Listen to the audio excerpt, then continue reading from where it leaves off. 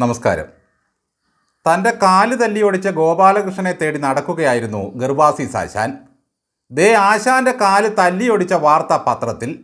പൊന്നപ്പൻ പറഞ്ഞത് കേട്ട് ഈ പത്രക്കാരെ കൊണ്ട് ഞാൻ തോറ്റു, ഞാൻ എന്തു ചെയ്യുന്നെന്ന് നോക്കി നടക്കുക അവന്മാർ എന്നായി ആശാൻ. പത്രം വിശദമായി വായിച്ചു കൊടുത്ത പൊന്നപ്പൻ കയ്യിൽ നിന്നിട്ട് മറ്റൊരു വാർത്ത കൂടി അങ്ങ് കാച്ചി. കാല് തല്ലിയൊടിച്ച ഗോപാലകൃഷ്ണനോട് വിശാല ഹൃദയനായ ആശാൻ ക്ഷമിച്ചിരിക്കുന്നു. ഈ രംഗം കണ്ട് ചിരിക്കാത്തവർ ഉണ്ടാകില്ല. മാതൃഭൂമി ചാനലിൽ 2018 ചർച്ചയ്ക്കിടയിൽ BJP നേതാവ് B ഗോപാലകൃഷ്ണൻ നമ്മുടെ പാവം ശ്രീമതി ടീച്ചർക്കെതിരെ ഒരാരോപണം ഉന്നയിച്ചു. ടീച്ചർ ആരോഗ്യമന്ത്രിയായിരിക്കെ മകൻ്റെ കമ്പനിയിൽ നിന്നും മരുന്ന് വാങ്ങിയെന്നാണ് ഗോപാലകൃഷ്ണൻ പറഞ്ഞത്. എൻ്റെ മകന് അങ്ങനെ ഒരു കമ്പനി ഇല്ലെന്നും പറഞ്ഞ് PK ശ്രീമതി കണ്ണൂർ കോടതിയിൽ കൊണ്ട് കേസ് കൊടുത്തു. എന്തായാലും ആ ആരോപണം തെളിയിക്കാൻ കയ്യിൽ കടലാസില്ലാതിരുന്ന ഗോപാലകൃഷ്ണൻ കോടതിയിൽ ഖേദം പ്രകടിപ്പിച്ചു.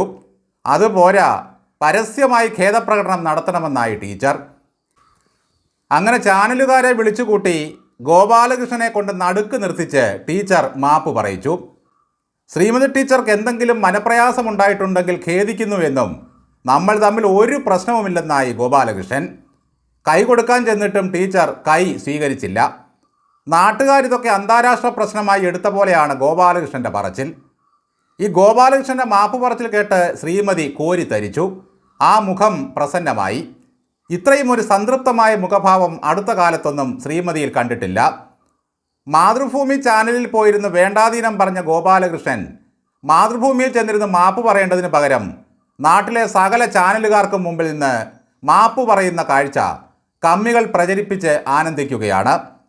ഈ ഖേദത്തിനിടയിൽ വക്കീൽ വേഷത്തിൽ നമ്മുടെ K അരുൺകുമാറിനെ കാണാൻ കഴിഞ്ഞതാണ് വലിയ സന്തോഷം.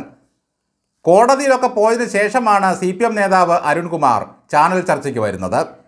അരുൺകുമാറിനെ റെഡ് വോളണ്ടിയറുടെ വേഷത്തിൽ കണ്ട് കൊതി തീരും മുമ്പ് ഇതാ വക്കീൽ വേഷത്തിലും കാണാൻ പറ്റി. സത്യത്തിൽ ഈ മാപ്പൊന്നും ഒരു മാപ്പല്ല. ചട്ടിയെടുത്ത് ഭിക്ഷയ്ക്കിറങ്ങിയ മറിയക്കുട്ടിയോട് കമിഴ്ന്ന് വീണ് കിടന്നാണ് ദേശാഭിമാനി മാപ്പ് ചോദിച്ചത്. ആ കേസ് ഇപ്പോഴും കോടതിയിലുണ്ട്. ദേശാഭിമാനി തനിക്കായി പതിച്ചു തന്ന മണിമാളികയും 5 ഏക്കറും തിരക്കി നടക്കുകയാണ് ഇപ്പോഴും മറിയക്കുട്ടി.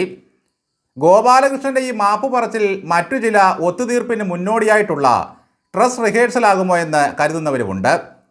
AKG സെൻറ്ററിൻ്റെ പാലുകാച്ചിന് BJP നേതാക്കളെയൊക്കെ ക്ഷണിച്ചിട്ടുണ്ടോ എന്തോ? ഉണ്ടെങ്കിൽ അവർക്ക് ചായസൽക്കാരം നടത്തുന്ന ജോലി EP ജയരാജൻ ഏറ്റെടുക്കണം. രാജീവ് ചന്ദ്രശേഖറും EP കുടുംബവും തമ്മിലുള്ള ബിസിനസ് മറ്റൊരു വഴിക്ക് നീങ്ങുന്നതായാണ് ഇതുവരെ ഉയർന്നു കേട്ട ആരോപണം. എന്തായാലും എല്ലാവരും കൂടി ജായൻ്റായ സ്ഥിതിക്ക് ഒരു ബോഞ്ചിയൊക്കെ കുടിച്ചിട്ട് പോയി. നന്ദി.